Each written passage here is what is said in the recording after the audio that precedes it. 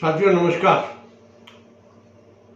आज हम बात करेंगे जो बच्चों को टीके लगाए जाते हैं उसके बाद बुखार क्यों आता है और उसके लिए क्या करना चाहिए।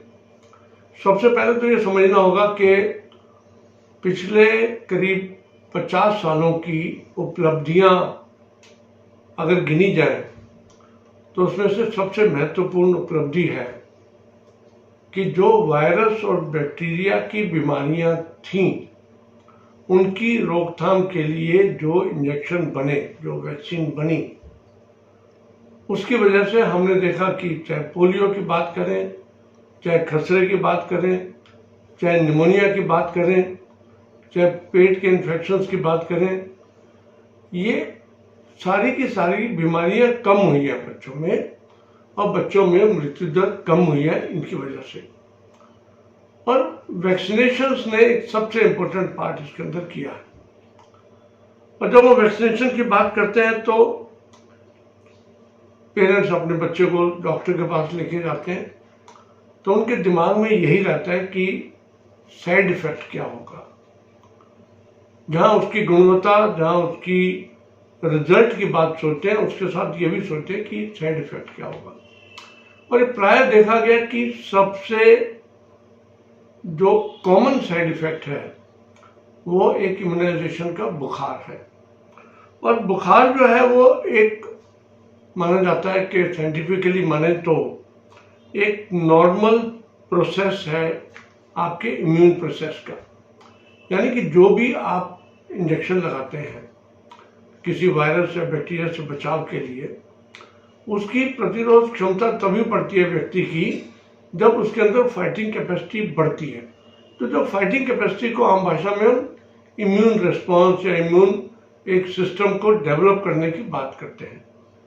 तो इन इंजेक्शन के माध्यम से भी हमने जब उसको इम्यूनाइज किया तो उसका जो इम्यून सिस्टम है बच्चे का वो रिस्पॉन्ड करना शुरू करता है।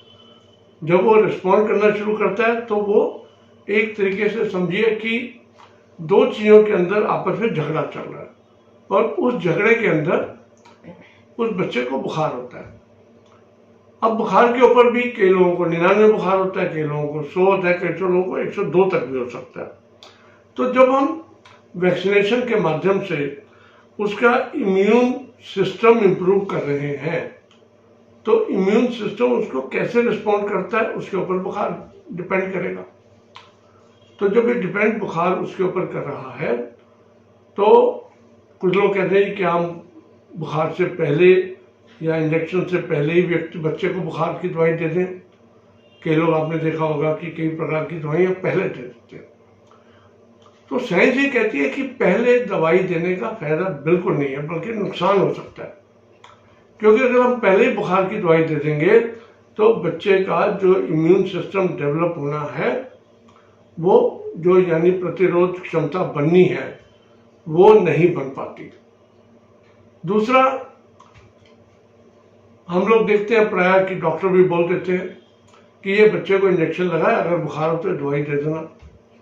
उसके अंदर भी दो राय है। एक राय तो ये कि 99, 99.5, 100 बुखार तक अगर बच्चा बहुत इरिटेबल नहीं है, बच्चा बहुत परेशान नहीं है या उसको दौरे वोरे आने की संभावना नहीं है तो उसका इंतजार करना चाहिए। मेन चीज़ है कि बच्चा इंजेक्शन के बाद उसको पानी की कमी ना हो, उसको अच्छी मात्रा के अंदर पानी या दूध की जो सप्लाई मिलती रहनी चाहिए, उसे डिहाइड्रेशन नहीं होगा।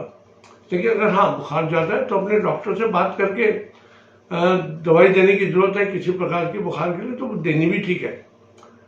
लेकिन यहाँ पर अब सबसे बड़ी सिस्टम ये आता है कि आम लोगों के जो दिमाग की धारणाएं हैं उसके अंदर ये भी है कि अगर मान लो इंजेक्शन लग गया, बुखार नहीं हुआ तो क्या इसका मतलब रिस्पॉन्ड नहीं हुआ, बच्चे को असर नहीं हुआ।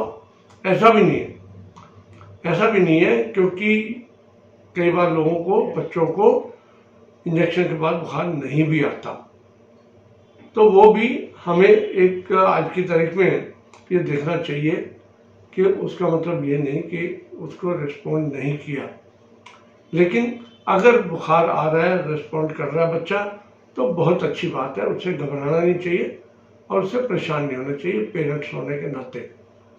दूसरी बात ये कि विभिन्न प्रकार के इंजेक्शन हैं, चाहे हम आप मीजल्स की बात करें या MMR की बात करें, निमोनिया की बात करें, और इन सब का अलग अलग टाइम पीरियड है बुखार आने का। कई इंजेक्शनों में 2 दिन के अंदर बुखार आ जाता है, कईयों में 5 दिन भी लग सकते हैं। तो उसकी चिंता ना करें, आप अपने आप को प्रिपेयर्ड रखें, तैयार रखें कि बुखार आएगा, और बुखार आएगा तो उसका हमें समाधान कैसे करना है। तो एक दिमाग के अंदर जो पैनिक रिएक्शन कुछ लोगों में होता है कि बुखार ना आ जाए, ये ना हो जाए। मैंने तो कई पेरेंट्स को देखा है कि बुखार के डर के मारे बच्चों को इंजेक्शन भी नहीं लगवाते। तो मेरी उन सबसे प्रार्थना है कि इंजेक्शन लगवाएं, और जो उनके डॉक्टर कहते हैं उसी प्रकार से इंजेक्शन लगवाने चाहिए। बुखार की चिंता नहीं करनी चाहिए। बुखार इन ए वे अच्छी बात है, बुखार को संभालना, और बुखार के बाद में जो उपचार है अपने डॉक्टर से बात करें। इसको शेयर करें, YouTube पे लाइक करें, सब्सक्राइब करें, और ये जितना ज़्यादा शेयर करेंगे उतना ही माध्यम दूर तक पहुंचेगा। इन्हीं शब्दों के साथ आप सबको बहुत बहुत धन्यवाद। नमस्कार।